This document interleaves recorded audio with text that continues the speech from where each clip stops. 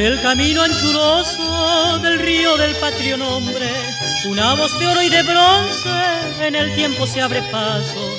Es voz que lleva el abrazo de la gente villetana para todas las hermanas ciudades del Paraguay.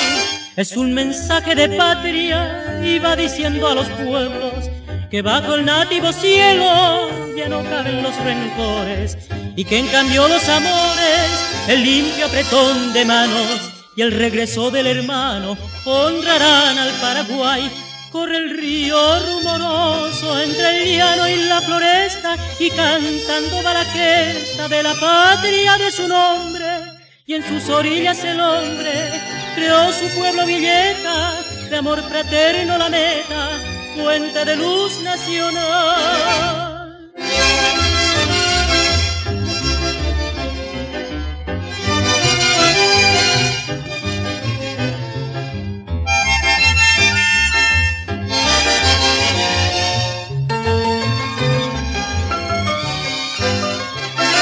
Es un mensaje de patria y va diciendo a los pueblos que bajo el nativo cielo ya no caben los rencores y que en cambio los amores, el limpio apretón de manos y el regreso del hermano honrarán al Paraguay. Corre el río rumoroso entre el llano y la floresta y cantando va la gesta de la patria de su nombre.